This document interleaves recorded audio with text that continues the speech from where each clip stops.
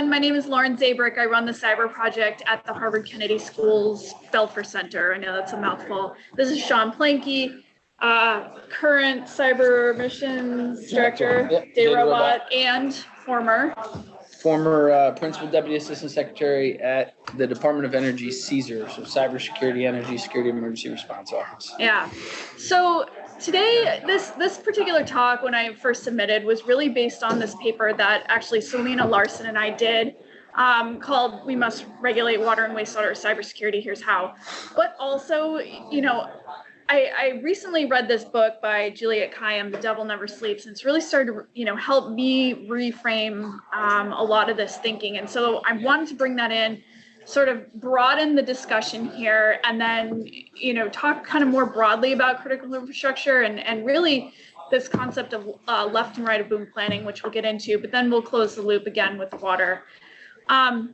If we can go to the next slide, I don't know who is advancing, but okay, awesome. All right, someone on the other side of the screen. All right, so I'm going to start out with a couple statistics here. I'm sure many of you know them, but from the 2021 Water Sector Coordinating Council Cybersecurity State of the Industry, of the respondents, 26% of those participating conduct cyber risk assessments less than annually. 23% conduct them annually, 16% don't know. 17% they don't conduct them. Of the respondents, 42% had a risk management plan that addressed cybersecurity. 38% had identified all IT networked assets. 30% had identified all OT networked devices. And I just realized I should probably start timing myself here. 25% stated that they had no progress or no plans to conduct cyber protection efforts. 15% said they were planning to, and 36% said that they were in progress. The majority of the respondents, who was about 70 to 75%, had between 0 and 2 full-time equivalents dedicated to IT and OT cybersecurity. And finally, of these statistics that I've pulled out, 68% do not participate in tabletop exercises. So I'm sure some of you are from this industry, and you know, some of you, or most of you, have probably seen this report, but I just wanted to lay those statistics out there for those who, you know, were not aware, just to sort of, you know, frame the discussion here. Can you advance to the next slide? Oh no, wait, we're good here. No, next, last slide. Sorry, yeah. So essentially, in February 2012, Congress heard the testimony of several government and military leaders and outside experts calling for mandatory cyber requirements for critical infrastructure. Unfortunately, that bill died in the Senate, and its defeat was led by business groups, saying that it was excessive government interference in free market and could hamper companies trying to defend against cyber incidents.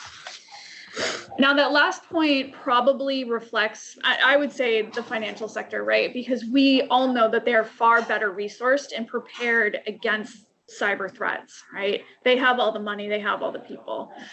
But I think that point underscores the need to understand that we cannot secure critical infrastructure in silos. The financial sector depends on the energy sector, which depends on the water sector, right? We all depend on the energy and water sector. And I think that point was made earlier today. You know, we can't silo that. And so I think with the defeat of this bill, this narrative of pro-business versus pro-government, you know, has really perpetuated.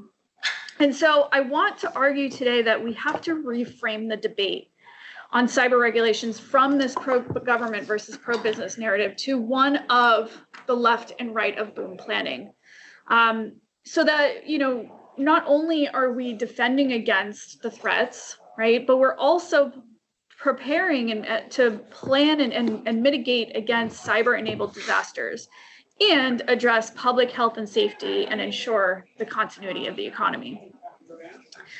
So I wanted to try to demonstrate how vulnerabilities and cyber attacks against industrial control systems and, you know, IT and OT have increased over the last decade with a nice visual, but I can't because we don't have a definitive data set.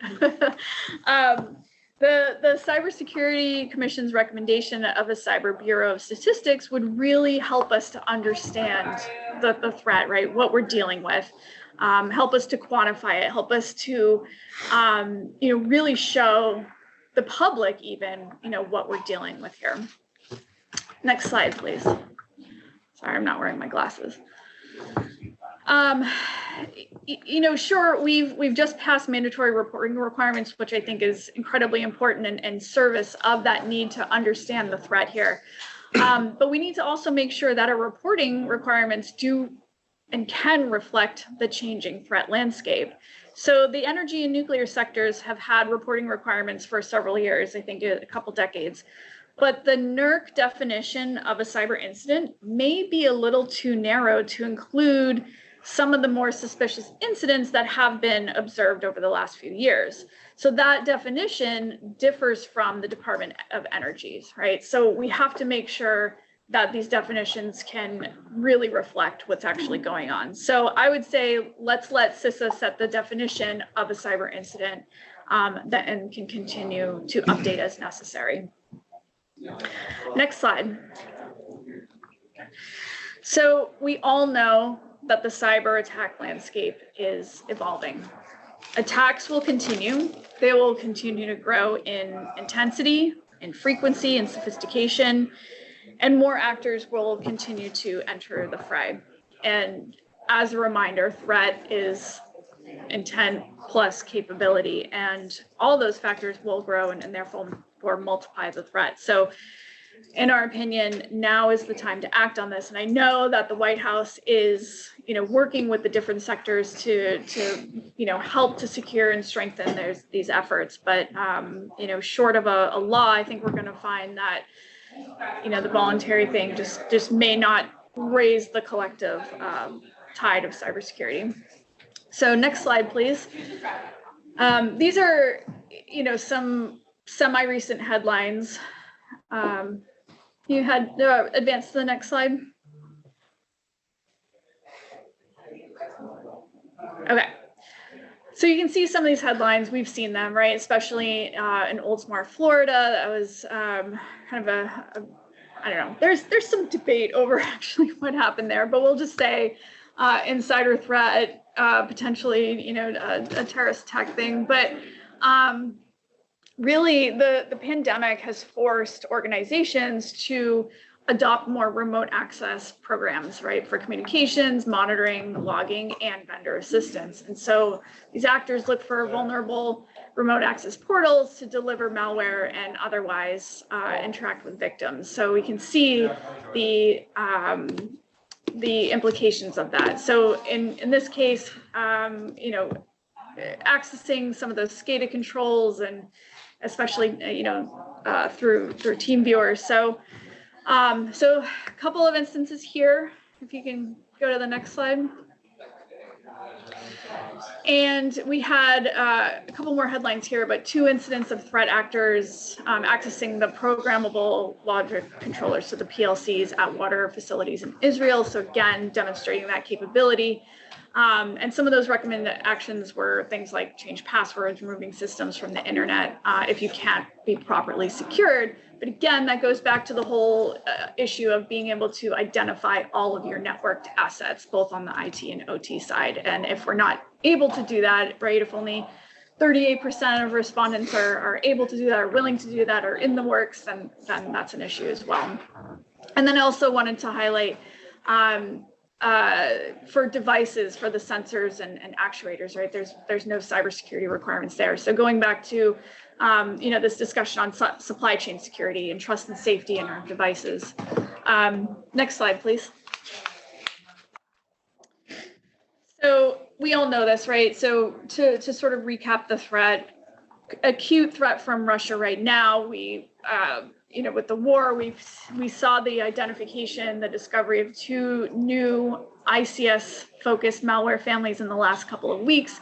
But of course, we also have these enduring threats, right, from other nation states, from criminals, from China. The director of the FBI recently, in a speech, he said it's likely that China has stolen, right, 80% of all adults' data. billions of IP lost in a year. And they're also, doing the critical infrastructure sort of probing and things like that. But that's what we know, right? What else kind of lurks on beneath that? Next slide. So I mentioned that I recently finished this book by Juliet Kayyem, and really in there she talks about left and right of boom planning, and that's where I'm getting this. But she also talks about these signals, right, of the system being off, right? So there's a lot of events that we've seen, a lot of warning of impending disaster, colonial, increased probing of energy systems, for instance, the 2 new malware, ICS malware families, incidents that have gone unreported or underreported. These aren't just one-offs, right? We can't say, oh, we've been lucky, it's going to be fine. We cannot rest on top of that. There's signals that the system is under stress and that the system, if it does fail, will have disastrous effects. They'll disrupt essential services, public health and safety. And the point is, we are in an age where disaster is no longer infrequent or rare. It will happen, and we need to make whatever happens less bad for Americans. So on that note, to talk about how we make it less bad, I'm going to throw it to Sean. Thank you. So less bad. Next slide, please. All right. What might that look like? I know many of you here, many appreciate you being here. Let's talk about some of those things that some of us have talked about individually, and let's bring them into the group. So next slide. I want to move incident response mainstream. In my work in private industry and then later back in the government, I found that when I've run exercises in big corporations, sometimes when you get to an IT event, such as an outage, when you run an incident command structure and you have an outage of your IT system, you white card it and say, oh, the IT team would handle that. Well, that's the actual event. That's part of it. You can't white card security events or IT issues, and we have to bring them into the fold. So I'd like to put a nod right there for ICS for ICS, which is a Megan Sanborn-led effort to bring industrial control system events into the FEMA incident command structure. And actually coordinate that through your business continuity process. The secondary play there, talking about business continuity planning for disaster response. That essentially is engineering business continuity into your event. So really, I'll say walking the dog on what that looks like. There are different industry and government programs to do that, where you actually say, hey, if we had a cyber event happen here, like if we had a cyber event that took out all of the Windows systems in a major company, what might those problems be? I've been in those exercises, and we found that generally it's a physical or a monetary event that is the consequence, a second or third order event that caused that delivers the true impact. So for instance, I worked with a company that if they lost their IT systems, it didn't matter. People could still go to work. They could still afford different things. But the company was leveraged to the point that they needed overnight money transfer trading that they couldn't do without their Windows systems. So the cyber event wasn't an actual problem, but that second and third order event of overnight money transfers was the actual issue. And then business continuity for resiliency. So what about if multiple cyber events occur, or smaller cyber events that take certain limited action items off the playing field, so to speak, off the business operations? Can we work around that? I worked with a company where they outsourced a lot of their IT and cyber capabilities. And one of the things we found was in certain areas of the country where they operated, they had contracted the same cybersecurity providers, localized providers and technicians that most of the other companies in the region had contracted. So when they had a cyber event, if the other entity had a cyber event as well, they're out of luck. right? Because they need the other company to be working. Their business continuity plans always worked on the other company being up, the security provider being online. And when that didn't happen, that caused the business continuity issue that. So when I think about it from a private industry perspective, that's the direction where I go. Next slide. When I think about it from a government perspective, I move to continuity of the economy. Right? So in the NDAA last year, there was a provision that required a study on continuity of the economy to understand the domino effect of an incident such as Colonial Pipeline, right? I think the pandemic has shown us many of those continuity of the economy dominoes in different aspects, whether we're talking about gas prices today and how that affects the economy, or whether we're talking about the Colonial Pipeline or the NotPetya attack. So how do we know what's going on in the economy at scale? What's at stake? Who leads and who follows? The reason I bring up who leads and who follows to drive in on the exact issue in the government today. Right now, you have PPD 41 that allows the National Security Council, a policy-making body, to call a unified coordination group. Historically, and I've been on these UCGs, we call them and the government starts trying to do operations. We've seen it in both administrations. This is not a partisan issue. The NSC, which is a policy shop, tries to do operations.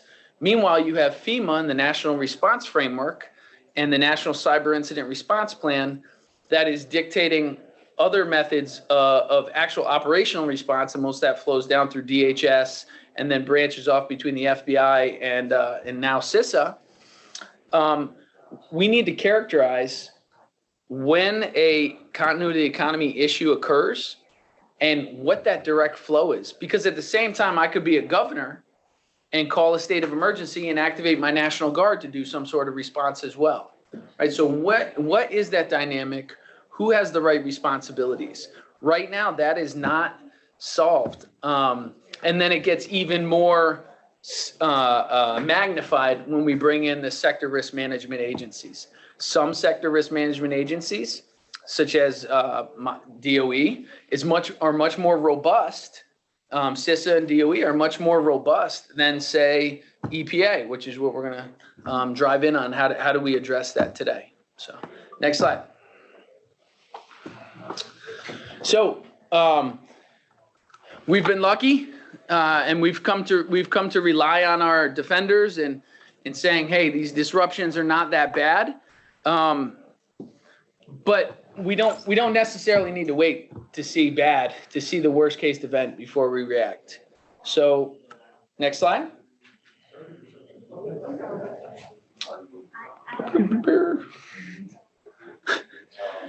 Push.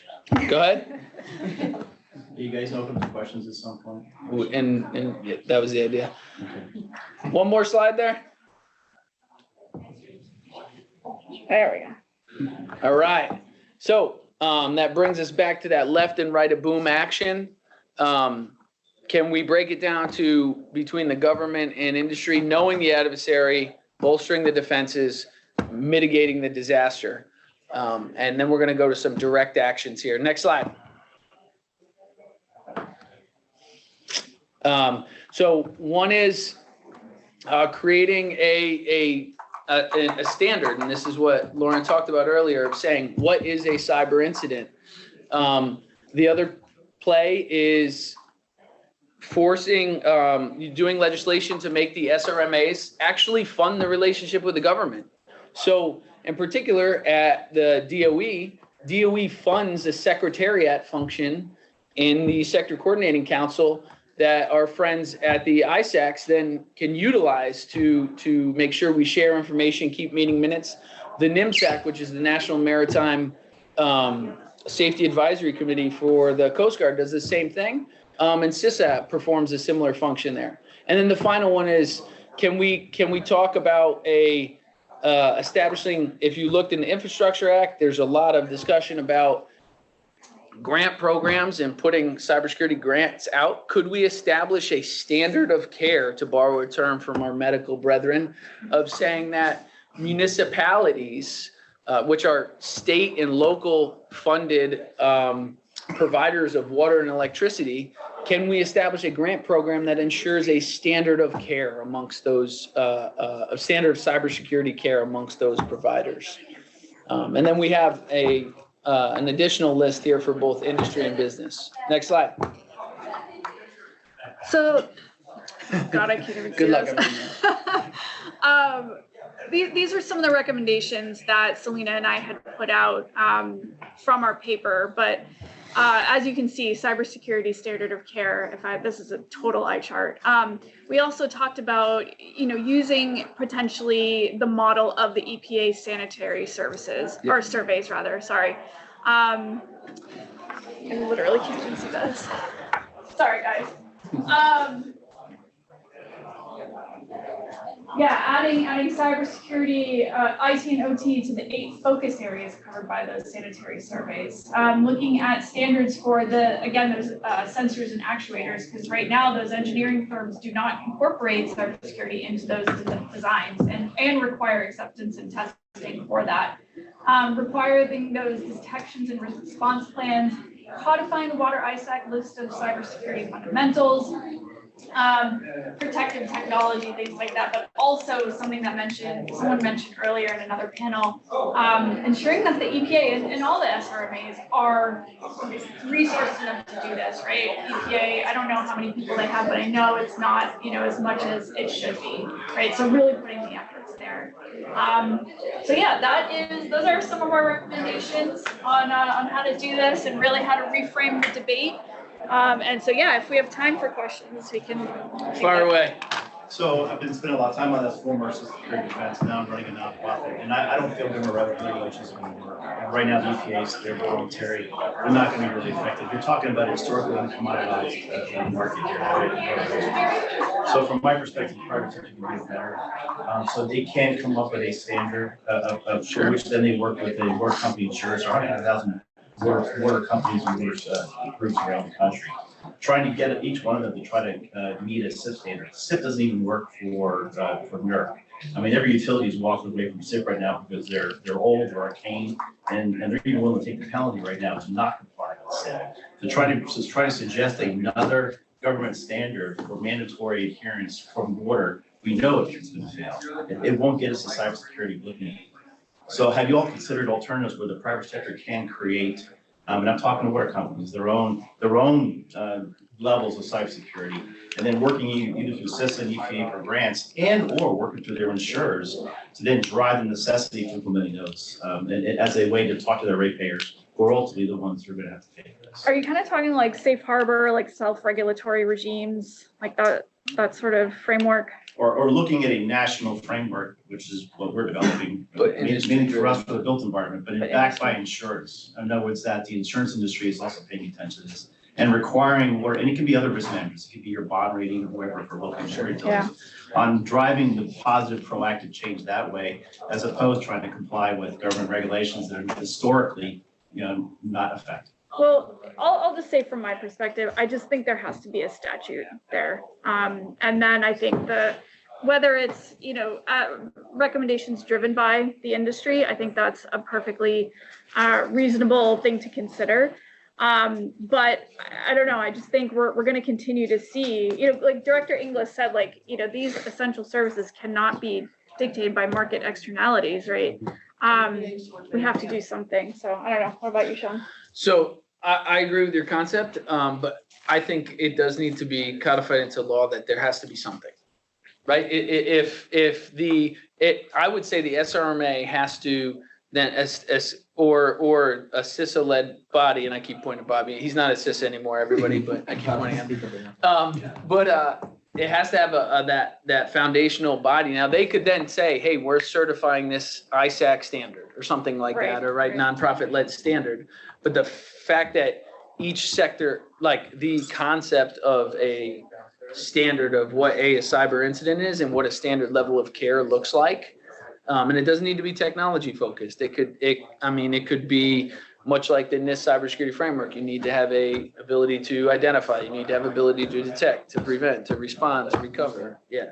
That's why, That's we're right. talking about like Congress kind of doing the law, giving an SRMA the rulemaking authority, and then however they do it together with industry. I think industry participation is critical to this, to forming it. So I think there's new ways we can do this. We just have to push that paradigm. So I know we're like out of time. No, it's fine. And thank you so much for sharing your thoughts and